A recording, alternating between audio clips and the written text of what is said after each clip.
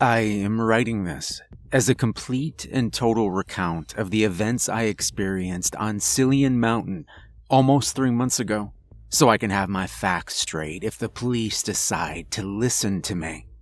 No, when they decide to listen to me. They have to, because I'm terrified of what will happen if they don't. I know I already lost my friend Ethan, and I'm afraid that whatever that thing was may hurt more people. I've already tried to contact the local authorities, the news, hell, even the local wildlife conservation group to see if they know anything. But I've either been laughed away or thrown out for wasting their time. So, this document is a way for me to gather my thoughts, but also as a warning. At this point, I think I have to be the one to do something about this, and in case I don't make it back and things get worse, I want someone to be brought up to speed. My name is Ned Harris. I have dark hair, brown eyes, missing the tip of my pinky on my right hand, and a small scar on my left cheek. If you hear this, and then later see me casually walking the streets of Jericho, West Virginia, it means I failed. Get out while you can, and for the love of God, do not go into the woods.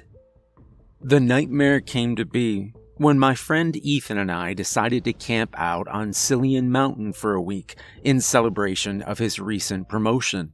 This was going to be a first for us, but one we were more than excited for. Cillian Mountain was a notoriously difficult mountain to hike, and even more difficult to survive on. Only a handful of people have ever made it to the peak and returned. More than a handful were never seen again. This would turn most people away, but Ethan and I were avid hikers and campers. We met on a camping forum 5 years earlier and became close friends almost immediately due to our mutual love of the outdoors. We'd been on numerous hikes throughout the years, varying in difficulty, but when Ethan became general manager for the firm he worked at, we decided it was time to finally tackle the big one. After a month of planning and saving up for new gear, we found ourselves in Jericho, West Virginia. Jericho was a small, Gatlinburg-esque town that sat squarely at the bottom of Cillian. Consisting of only 2 roads and a population of a few hundred, it was hardly the Gatlinburg competitor that the ads lead you to believe. It had a few attractions like bars, restaurants, museums, and most famously Sweet Tooth, the concerningly obese grizzly that spent her days roaming her barren enclosure. Tourists were beginning to trickle in, now that the seemingly eternal snow was beginning to melt, but for the most part Jericho wasn't meant for tourists. It was the place where all hikers began their journey up Cillian, after purchasing all the overpriced gear at the local shops, of course. Ethan and I found a motel for the night, and were up the next morning before sunrise so we could get a jump start on the 3-day hike to our chosen camp spot, which we'd marked on our map. Aside from a twisted ankle, and Ethan being charged by a particularly aggressive raccoon, the hike itself was uneventful. The steep, yet relatively short slopes of Cillian scared most of the ill-fit hikers away quickly, but we trekked up 45-degree slopes with ease, having trained for this journey for months. By the second day, we only occasionally ran into other experienced hikers, in which we would return their friendly wave and continue on our separate paths. By dusk of the second day, we arrived at our chosen camp spot. It was a small clearing that provided some legroom from the suffocating pines that speckled the landscape, and had a small creek babbling away nearby thanks to the melting snow. We had camp set up in under an hour, and began the rituals we'd become accustomed to after many years of camping together. I began preparing tonight's dinner, a lovely pack of dehydrated mac and cheese, while Ethan went to find firewood. Once I had all the cooking utensils out of their cases and set up how I liked them, I grabbed a large pot and headed over to the creek so that we could undo that pesky, dehydrated part of our meal. The area surrounding the creek was picturesque, like something you'd see on a water bottle wrapper. The crystal clear water trickled softly down the slopes, with evidence of local wildlife regularly stopping by for a quick drink. I took a moment to appreciate the scenery, taking a deep breath of the cold mountain air and feeling the high that made me fall in love with hiking many years before. I knelt by the creek bed and began to fill the pot, whistling softly to myself, when something made me stop. I glanced around at my surroundings, scanning the tree line behind me and the steep, rocky slope ahead of me. My ears strained for a sound that I hadn't heard, but my brain still warned me of. The hair on the back of my neck shot up as I quickly looked to my right, at the slopes above me. I saw nothing in the cragged peaks above, but I couldn't shake the feeling that I was being watched. The once softly babbling creek now sounded like a roaring river as I stared into the rocks above, frozen to the spot with a confusing terror that seemed to come from nothing. I slowly rose from my knee and faced the peaks on my right. It's hard to explain, but it felt as though they were watching me. Not a creature that resided in them, but the mountain itself. The skin on my scalp tightened, and my stomach churned as the chirping birds around me fell silent, as if some kind of predator had just come into view. I backed away from the creek, continuously scanning the cliffs above me. It felt as if I was staring into the eyes of an old god asleep for a millennia that had just decided to wake up and stare directly into my soul.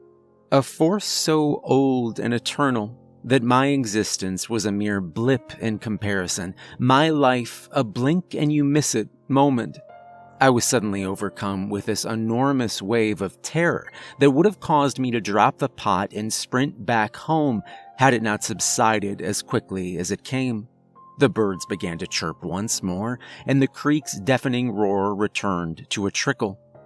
I stood for nearly 20 minutes, unmoving and staring at the cliffs above, before eventually gaining the courage to step away from the creek and return to the camp, never taking my eyes away from what felt like an unseen assailant. A half an hour later, I was back at camp, running the water through our purifier and staring off into nothing. My rapidly beating heart had finally begun to slow, and I began to feel silly. "Look at you, Harris, jumping at mountain ghosts," I muttered to myself, chuckling at the absurdity of my experience, but unable to shake it completely. It was like a small rat was inside my skull, gnawing away at my brain, no matter how hard I tried to shake it loose. I glanced at my watch and frowned. It was almost 9. Ethan had been gone for almost an hour, and it was nearly dark. It wasn't uncommon for him to take this long collecting firewood, but we both agreed to be back at camp before sunset. I looked east, the direction he'd gone, and grabbed my flashlight. I knew he'd give me shit for worrying about him, but if he'd gotten lost or hurt, it'd be damn near impossible to find him in total darkness. I clicked the button and a beam of light illuminated the woods around me, casting the trees and rocks in a harsh white light and everything outside the circle to be shrouded in darkness. I took a deep breath and ventured into the woods. "Ethan," I called out, following the tracks he left in the melting snow. "It's almost dark. You should head back." The only response I got was that of the crickets beginning to chirp. I swallowed, gripped the flashlight tighter, and pushed on. "Come on, man. Seriously, let's get back to camp." I passed the beam from tree to tree, my nerves causing me to jump, as I expected to see some twisted face peering from behind the trunks, but never seeing anything. I eventually lost his trail as he seemed to turn and ascend upwards. I turned and pointed my light past the trees, and my heart jumped into my throat.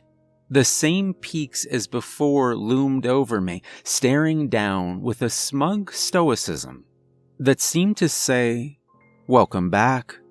My hand trembled, causing the light to dance across the rocks above me. That feeling of existential terror washed over me once more, crashing into my mind with such a force that I immediately turned and ran, not as a man who made a decision, but as a mindless animal relying on instinct to save it from imminent death. I crashed through the woods, crying out as sharp sticks seemed to claw at my face and arms. I felt the distinct presence of something behind me, an immense invisible force that was bearing down on me like a thundering avalanche, closing the distance between us faster than I was closing the distance between me and the camp. I picked up the speed, pumping my legs as fast as I could, and ignoring the stinging pain as the branches raked against me. I half panted and half sobbed as I exploded through the bush and fell into the clearing, going into the fetal position and waiting for an attack that never came. After a moment, I peered through my fingers, watching the gently rustling branches in front of me, as everything beyond them was now cast in total darkness from the setting sun. I took a deep breath and rose to my hands and knees, desperately trying to slow my heart rate before I either collapsed or vomited. Once I felt like I wasn't going to pass out anymore, I rose to my feet, backing away from the woods I just escaped from and turning back to the camp. Ethan was standing in the center of the clearing, his arms held firmly at his sides and his head lolling around lazily, as if he were drunk. "Ethan, what the hell, man?" I panted, glancing behind me into the woods again before making my way over to him. "You okay?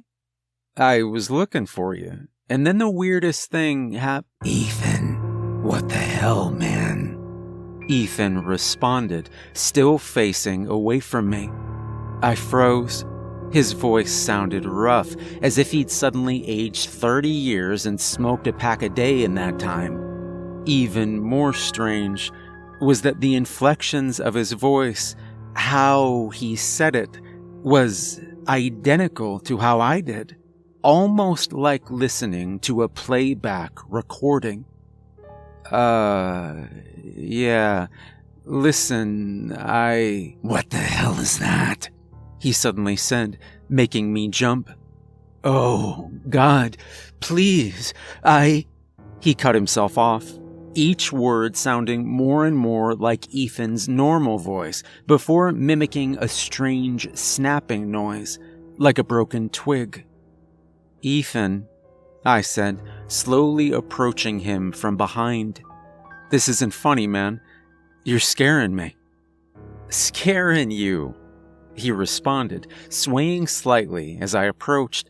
He sounded totally normal now, which didn't make me feel all that better. I stretched my hand towards him as he made a sound that still haunts me to this day, a noise that sounded like a mix between a click and a short shriek, and seemed almost impossible for a person to be able to make at all. Before I was able to touch his shoulder, he whirled around and faced me, causing me to jump back and yell out in terror.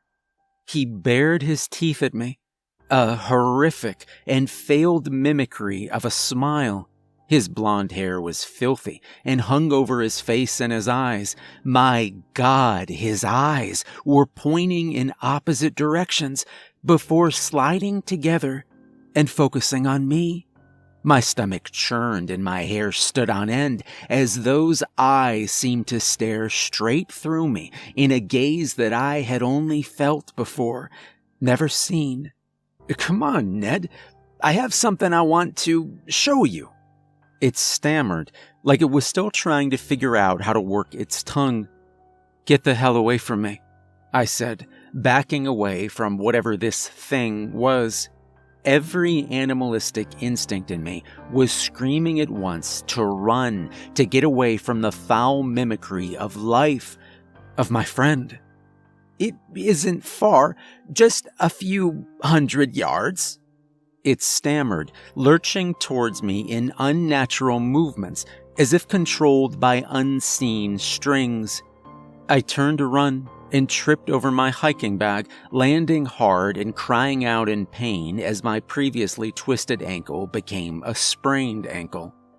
"It is Beautiful, it cried out as it descended upon me. We are beautiful. It grabbed onto my face as I gasped out in horror. The flesh on its hands were rubbery, like frog skin, and it caused my own skin to crawl in an attempt to avoid contact with this bastardization of nature. I struggled against the Ethan thing, eventually landing a blow to its face with my elbow. It stumbled, that horrific face still frozen into a false smile as it rose back to its feet and turned towards me. I jumped to my feet and ran, screaming in agony as my sprained ankle became a broken ankle. The trees around me rustled violently. The branches clawed at my face as if they were trying to slow me down. I cast a glance behind me and screamed. The Ethan thing was behind me, that false human expression unmoving as it followed me at a dead sprint, its arms plastered stiffly to its side. I ducked and dodged the branches as best as I could, breathing so loudly that I didn't even notice the thing sprinting behind me wasn't breathing at all.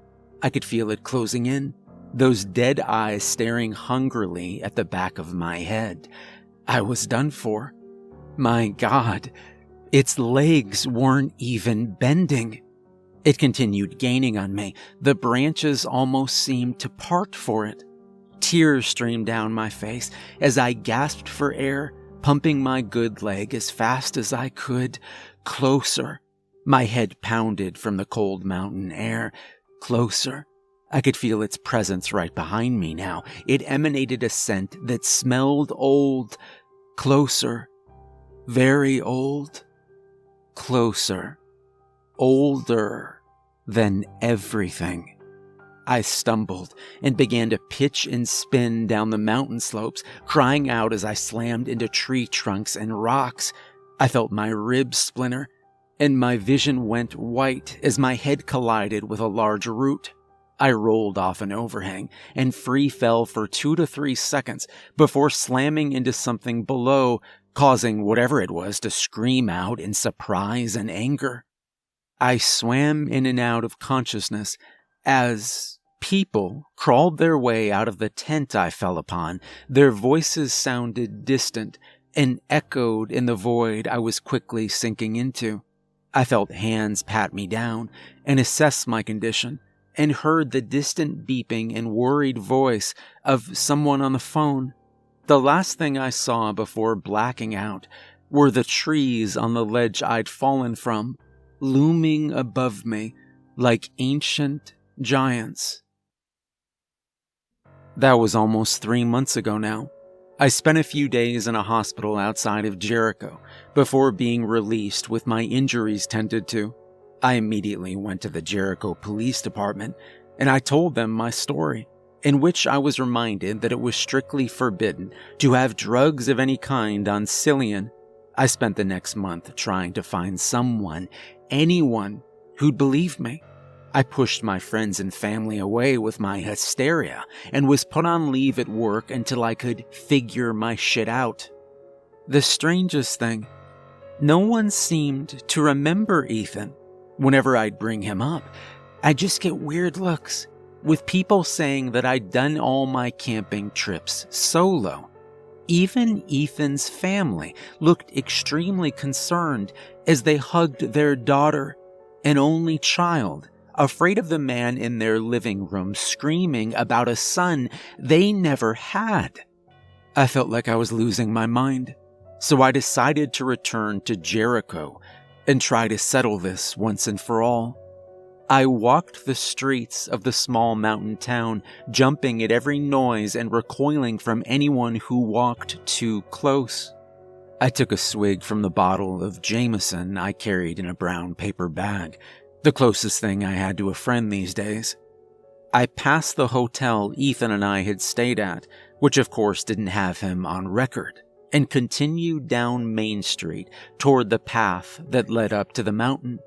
I fidgeted with my hands, brushing my unkempt and unwashed hair out of my face as I approached the trail, passing by a group of tourists who were listening to a trail guide I froze. That voice. I slowly turned towards the group of middle-aged tourists taking pictures and listening to the tour guide standing on a large log. The man wore the telltale brown and green khaki outfit of a forest guide, pointing towards a map and telling corny jokes to the group as he pushed the blonde hair out of his eyes. Ethan. I rushed towards the group, shoving tourists away from me as I pushed a path towards Ethan. "Hey!" I screamed, startling the people around me. Ethan turned and locked eyes with me, the briefest flash of recognition before he smiled. "Hello, sir. If you'd like to join the group, you can sign up at that hut over."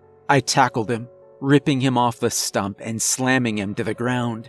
The crowd gasped as I slammed my fist into his face over and over again. "What are you, you son of a bitch? What did you do to my friend?" I roared, trying to pull his hands away from his face so I could hit him again.